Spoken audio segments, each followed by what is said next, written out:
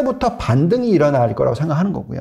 11개월이든 21개월이든 더 올라가는 구간이 나온다는 거죠. 근데 이 올라가는 구간이 좀 세요.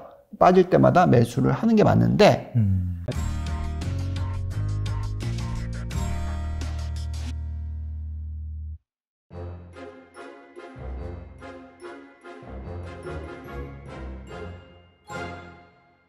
그렇다면은 사실 시장이 지금 연준이 뭐 4% 이상으로 올릴 거야 하면서 두려워하면서 지금 빠지는 그런 상황에서 여기서 동참해서 같이 판다라기보다도 약간 많이 빠질 경우에는 비중을 확대하는 기회로 활용하는 게 좋겠네요. 그렇죠. 근데 이제 비중을 확대하는 것도 지금은 변동성이잖아요. 네네. 변동성이 일어날 수 있고 충분히 과거에도 그런 예들이 있었어요. 그러니까 이런 예를 한번 보여드릴게요. 저희가 이제 올해 연초에 작년 말에 올해 연초에 계속 말씀을 드렸습니다만 이번 올해가 중간선거해란 말이죠. 그렇죠. 근데 보통 중간선거해에 긴축이 들어온 적이 참 많아요. 예. 그리고 서로 같이 이제 엮이는데 보통 이제 긴축의 속도가 굉장히 빠르면은요, 그 조정이 일어나는 구간이 좀 더 그 중간선거해에 길게 갑니다. 그래서 바닥을 잡는 시기가 빠르지 않고 늦어져요. 긴축이 빨라지면. 네네. 지금 딱 그런 모습이잖아요. 3월부터 7월까지 확 당겼으니까. 그리고 또 요번에 또 당길 거고. 보시면은 중간선거 1950년대 이후부터 네. 저점을 잡았던 해의 달 보시면은 7월, 8월, 2월, 6월, 10월, 5월, 10월, 11월, 8월, 9월, 10월 보시면은 3분기가 많죠. 그러네요, 진짜. 예. 그래서 저희가 지금 예측하는 거는 이번에 9월 달이 바닥일 수도 있고 좀 더 길게 더 변동성이 일어난다면 11월 달이 될 수도 있고 그 연준 미팅이 2번 남아있는 그 구간에 근데 그 2번의 미 연준 미팅에서 확연하게 올리는 속도는 더뎌질 거라는 거죠. 그죠? 이미 벌써 0.75, 0.75, 0.75까지 당겨버리면 그 다음에는 당연히 0.25 이렇게 떨어질 수 있다라는 거죠. 제가 생각할 때는. 왜냐하면 내년 초까지 올리는 거라면. 네. 예, 그래서 그렇다면 이제 그때부터 반등이 일어날 거라고 생각하는 거고요. 그 반등의 폭은 그 바닥 잡음부터 12개월 동안에 평균적으로 32% 올랐으니 빠진 폭을 다 되돌리는 거죠. 그 1년 동안에. 네네.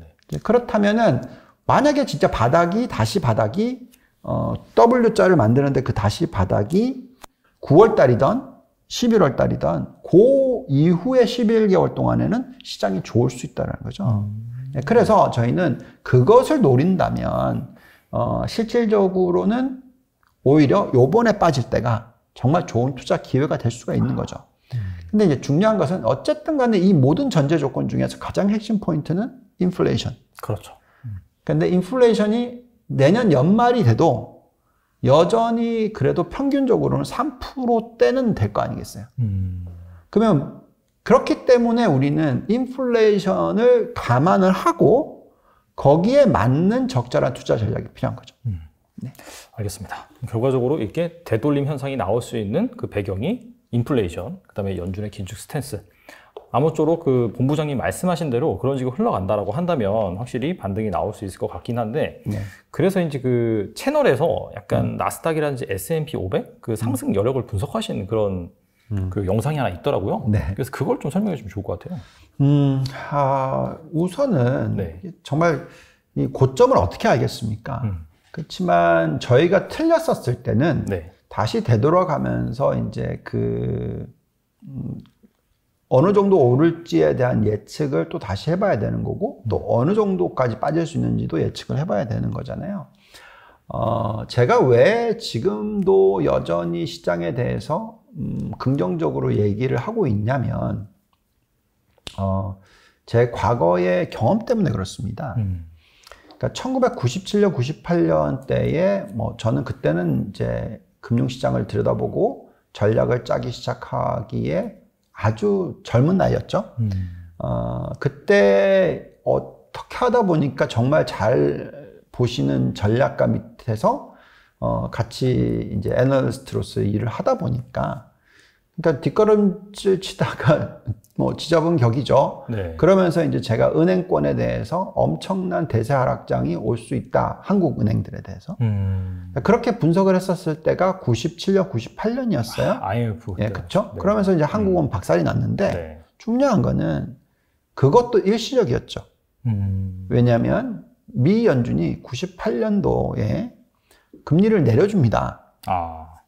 그러면서 98년, 99년, 2000년 닷컴 버블이 또 확 들어오잖아요. 맞아요. 네. 예, 그때 막 코스닥이 500% 오르고, 코스피가 280부터 1000까지 막 3배 오르고, 이런 장이 나왔단 말이죠. 네네.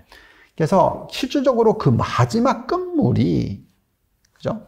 어쨌든, 엄청나게 한국 시장에 박살이 났지만, 그걸 확 다 되돌리는 시간이 1년 반 만에 다 되돌렸단 말이죠. 그러니까 그런 상승장이 마지막 끝물에 나와요. 그러니까 대세 상승 주기에서 마지막 끝물에 나옵니다. 자, 또 2006년도는 그때는 그냥 아까도 말씀드렸듯이 제가 운이 좋아서. 네. 예, 운이 좋아서 뭐 파이낸셜 타임즈에 뭐 월스트리트 저널에 막 제 이름 나가고 뭐 예측 관련해서 은행권이 망했다 뭐 이런 식의 뭐 이런 거 나갔었지만 그건 네. 그냥 제가 운이 좋았던 거고요. 네. 2006년에는 제가 벼르고 벼렀죠. 그때는 제법 많이 오랜 기간 동안 15년 가까이를 분석을 했던 시기니까 14년 정도. 네. 그래서 제가 어떻게 생각했었냐면 모든 지표들이 다 나열됐었을 때 우리는 굉장히 세게 대세 하락장을 불러야 되겠다. 요즘도 그런 얘기가 있잖아요. 비관론자는 뭐 네. 어떤 유명세를 얻는다 뭐 이런 게 있었잖아요. 그때 그 유명세를 얻고 싶어서 예, 그래서 비관적인 얘기를 했었어요. 2006년도에 왜냐면 그때가 딱 장대금리차 역전이 됐었을 때입니다. 그래서 막 그때 봤었을 때 거의 모든 게 실적도 피크였고 모든 게 다 꼭지였었어요. 그리고 막 은행권의 예대율도 100%. 엄청나게 이제 과열이다라는 게 저희가 생각했단 말이죠. 근데 참 답답했다고 얘기하기도 무서운 게 뭐냐면 더 올라요. 그렇죠. 오버슈팅 하죠. 오버슈팅을 얼마나 했는지가 중요하죠. 네.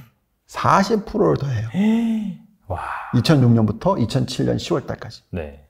자, 그거를 버텨내는 투자가가 없어요. 저도 잘렸는데요, 뭐. 예, 저는 그때가 똑같은 타이밍이에요. 그때가 마이클 베리가 미국의 부동산 거품이다. 그래서 쇼트를 왕창 때려놨었을 때가 2006년이잖아요. 맞아. 그러니까 저도 숫자들은 다 보면 이거 완전 깨져야 돼. 근데 문제는 저는 마이클 베리처럼 락값을 못 시켰고, 네. 저한테 돈을 맡겼던 분한테, 제가 그냥 원금 돌려주고 말았어요. 그때만 하더라도. 네네. 그러니까, 그걸 락값을 시킬 수만 있었으면, 그때 고 1년 반을 견뎌냈으면, 그 다음에 엄청난 하락장이 왔으니까, 그게 어떤 성공한 투자였죠. 그래서 마이클 베리가 저렇게 유명한 사람이 됐겠죠. 그렇죠. 근데 저는 그거를 얘기를 했지만 조선일보랑 인터뷰를 마지막에 하면서 회사를 그만뒀지만 그만둘 수밖에 없는 입장이 되는 거거든요. 그럼 네. 투자가들도 마찬가지란 말이죠. 락값이 돼서 내가 못 빼면은 그냥 놔두겠지만 뺄 수 있으면 장이 빠지는 걸 예측을 했는데 40% 올라가 버리면 중간에 다시 더요. 맞아요. 그죠? 어쩔 수가 없습니다. 그럼 그 마지막에 들어가서 그냥 그래서 다시 담고 좀 있다가 빠지잖아요, 그때부터. 네, 그래서 제가 정말로 그 걱정을 하는 부분이 그거예요. 그래서 왜 지금 그렇게 얘기를 하냐면, 아까 우리가 이게 장단기 금리차 역전 얘기했잖아요. 네네. 장단기 금리차가 역전이 되고 나면 보통 시장이 빠져요. 그러니까 빠진다는 게 이제 얼마 지나고 나면 빠져요. 지금 저희가 굉장히 중요하게 생각하고 있는 게 이 장단기 금리 차의 역전이잖아요. 그래서 그게 장단기 금리 차의 역전이 되고 나서 그게 이제 경기 침체를 가지고 오는 트리거 포인트가 되거든요. 근데 거기서부터 16개월 정도, 1년 반 정도 얼마나 과거에 올랐는지, 그러니까 경기 침체가 오는 시기 그 경기 침체가 오기 전이나 경기 침체가 왔을 때부터 대세 하락장이 시작. 이런 건데, 그걸 보면은 이런 테이블이 나옵니다. 1989년 5월, 98년 9월, 제가 다 얘기했던, 아까 말씀드렸던 2006년 1월. 네네. 다 보시면 이게 제가 얘기했던, 이게 요 두 개가 제가 네네. 운이 좋았던 거고, 이때는 제가 예측을 하려고 노력했던 때고. 그때 보시면은 이렇게 역전이 되고 나서, 얼마나 걸려요? 보시면은. 제법 많은 기간이 지나고 나서 경기 침체가 시작이 됩니다. 그렇죠. 그죠? 왜 그러냐면 이게 은행의 대출 증가율이 빠르게 떨어지는 타이밍이 중요해요. 그래서 어쨌든. 근데 그거 보시면은 경기 침체가 시작된 거하고 대세 하락장이 시작된 시기하고는 대세 하락장이 시작된 시기가 좀 더 빨라요. 평균적으로는. 보시면은 이때는 같았고요. 1990년대는. 2001년도에는 보시면은 거의 1년 정도 더 빨랐고요. 네. 그 다음에 2006년도에는 한 2달 정도 더 빨랐고, 2007년도에는. 네. 2020년도에는 거의 똑같았어요. 그럼 보면 평균적으로 대세 하락장이 시작되는 것이 경기 침체가 시작되는 것보다는 좀 더 빠르다. 어쨌든 대세 하락장까지 전환되는 데까지 필요했던 기간, 그러니까 역전이 되고 나서 대세 하락장이 왔던 시간, 요 구간을 보시면 1989년부터 90년대는 14개월이었고 98년부터 여기는 18개월, 1년 반, 2006년도에는 자그마치 21개월, 2년 가까이, 그 다음에 최근에 있었던 코로나19 때는 딱 11개월입니다. 자, 요 평균값이 16개월이라는 거고요. 그러니까 지금부터 이제 역전이 됐다고 쳐요. 9월 달에. 네. 그러면 이제 11개월이든 21개월이든 더 올라가는 구간이 나온다는 거죠. 근데 이 올라가는 구간이 좀 세요. 그냥 한 20% 오르고 끝! 이러면 그래도 버틸 수 있는데 계속 올라가거든요. 그러니까 얼마나 올라가는지 보시면은 평균적으로 S&P가 27에서 41% 최소. 네네. 나스닥이 최소 18%인데 최고는 285%. 저 이제 닷컴 뽑을 때 네. 그쵸. 네. 그리고 사실 보면은 제일 최근에 두 번째로 보시면은 거의 40%씩 올라요. 이걸 버텨내기 어렵단 말이죠. 그래서 결국은 이 타이밍으로 생각했었을 때 지수가 얼마나 더 올라갈지라고 보면 요거로 대충 계산해 보면은 전 고점, 작년 11월, 올해 1월 그 고점 근처 또는 그것보다 더 올라가고 이번 장이 끝날 가능성이 상당히 저는 높다라고 생각하는 거죠.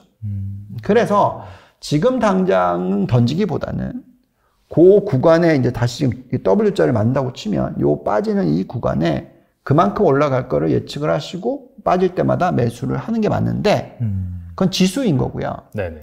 저희가 또 틀릴 수도 있잖아요. 그렇죠. 마지막 이 긴 기간의 끝물이라고 생각하니까 대신에 그래도 더 많이 올라갈 수 있는 확률이 높은 업종과 종목을 골라놓는 게 정말 중요하다.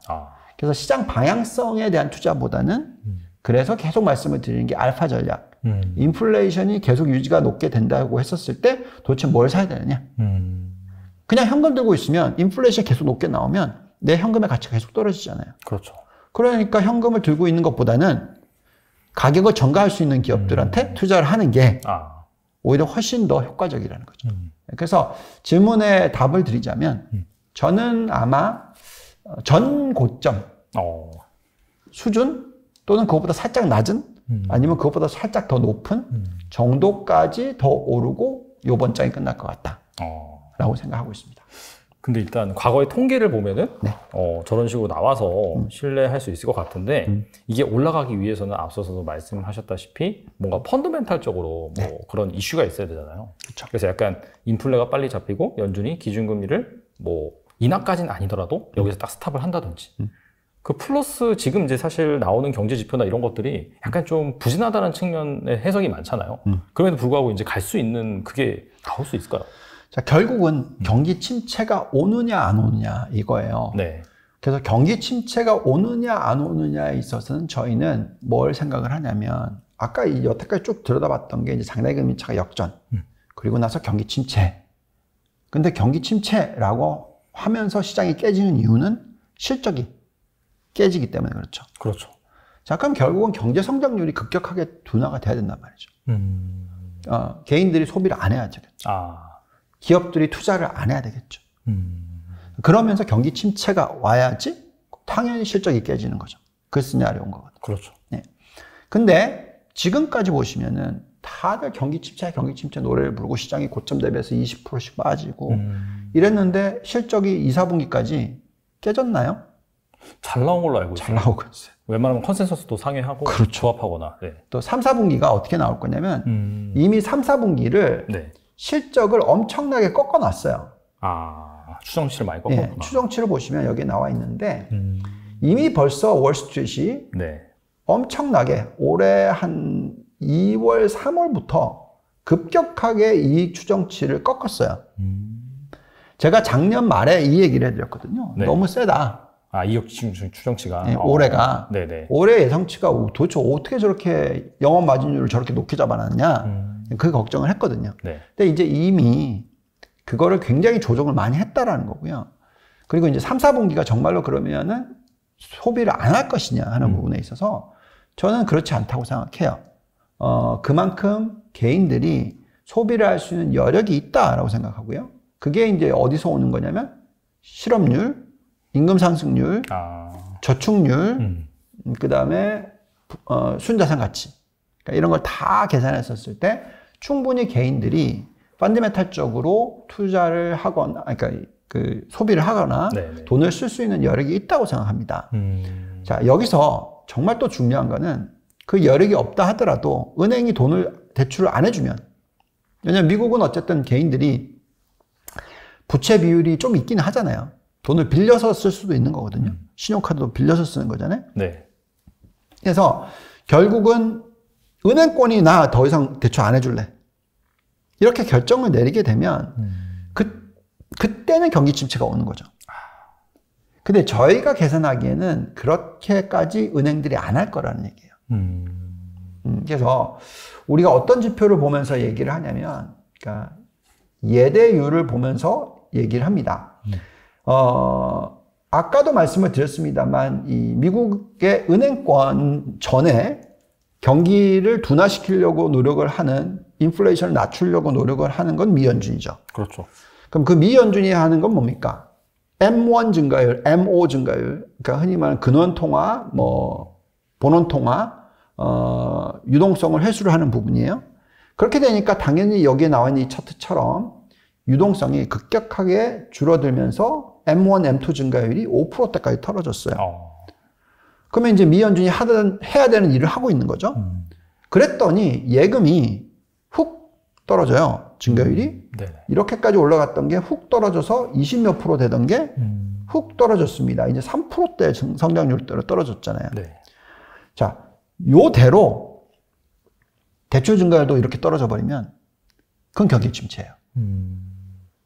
근데 저희는 이제 두 가지를 보라고 얘기를 하고 있거든요. 언제 경기 침체가 오느냐. 미 연준이 금리를 올린 금리, 그리고 미국의 10년 국채 금리의 금리 대비해서 대출 증가율이 그 밑으로 떨어졌을 시기. 이게 무슨 얘기냐면, 대출 증가율이 예를 들어서 예금 증가율, 기본적으로 금리가 5%라고 칩시다. 네네. 근데 대출 증가율이 5% 밑으로 떨어져 버리면, 펀더멘탈이 약하다면, 돈을 더 빌려서 이자를 못 갚겠죠. 그렇죠. 5%를 늘려야지 그 5%를 가지고 이 금리를 줄 수가 있을 거 아니에요. 네네. 그래야지 디폴트가 안 일어나는 거 아니에요. 그래서 그 크로스오버가 굉장히 중요한 시기입니다. 근데 지금 보면 금리를 3%, 4%까지 올릴 거라고 하고, 근데 대출 증가율이 10%야. 10%면은 안 터지는 거죠. 감당할 수 있는 수준이다. 그렇죠. 그러니까 당연히 경기가 올라갑니다.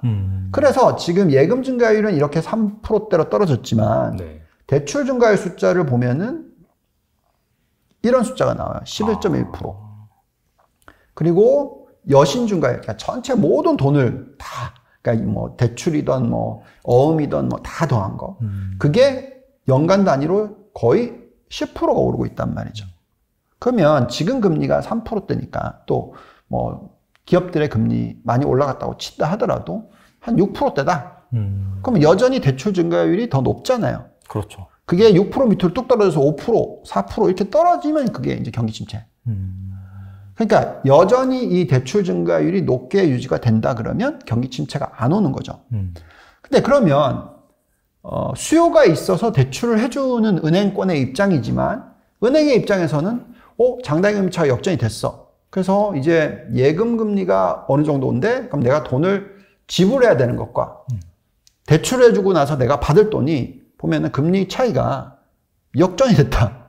그럼 대출해주기 싫을 거 아니에요. 그렇죠. 그죠? 비용보다도 받을 돈이 적어지면 네. 당연히 더 안 예금을 받고 안 대출을 해주겠죠.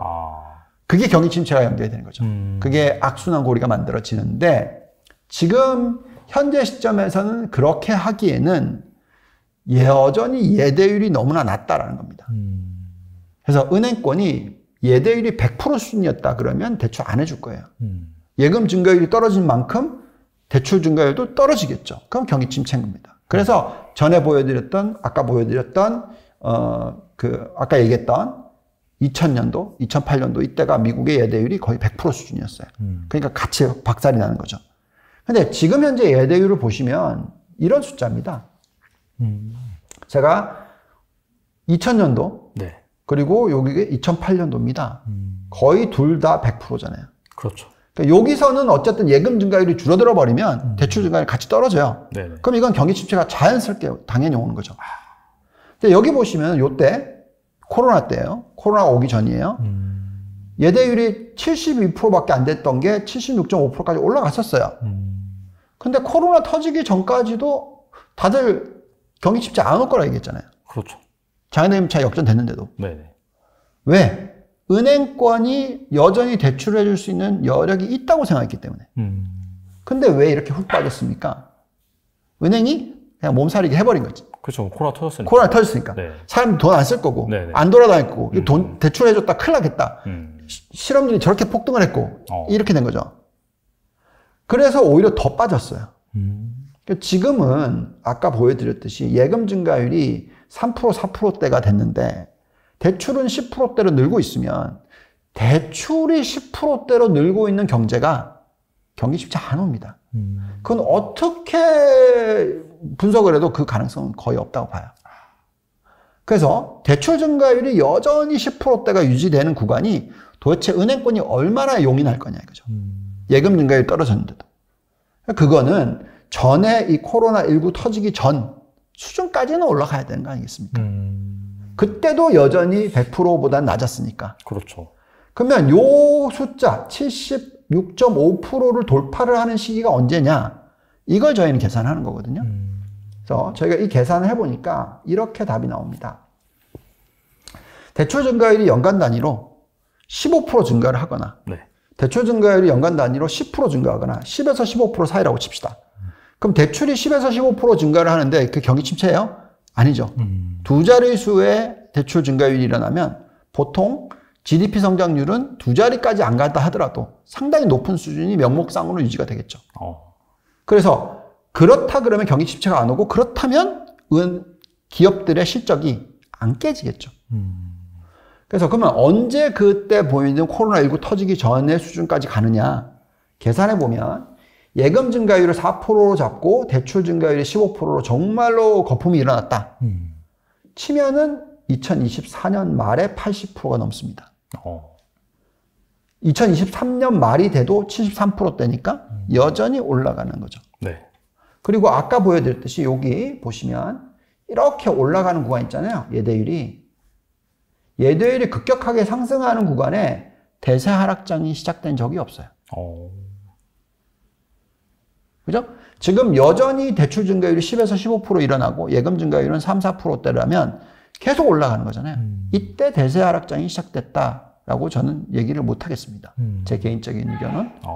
그래서 그렇다면 언제 이 꼭지를 찍고 대출 증가율이 급격하게 떨어지느냐 했었을 때 정말 빠르게 보면은 2024년 중에 일어나고 좀 늦게 보면은 아마 2026년 초쯤이면 일어난다. 그래서 저희가 생각할 때는 이번에 고점을 형성하는 시기가 2024년 상반기에서 2026년 상반기 요 사이에 일어날 것 같다. 물론 갑자기 은행이 네. 다 몰라. 그냥 지금 당장 뭐 60%대 예대율이든 뭐든 네. 나 그냥 대출 안 해줄래. 그럼 끝이에요. 그래서 저희는 주간 단위로 계속 이걸 보고 있죠. 굉장히 중요하거든요. 그리고 주간 단위로 대출 증가율 대비 금리. 이 크로스가 일어나면 끝. 요 두 가지 지표를 보면서 저희는 어느 시점까지 저희가 이 포지셔닝을 끌고 갈 건지 계속 요의주시를 할 겁니다. 제가 그거를 2006년도에 제대로 안 했기 때문에 그런 현상이 일어난 거죠. 2006년도에 보시면은 이렇게 살짝 꺾이는 것 같았는데 다시 쭉 당겨버렸잖아요. 그러네요. 네.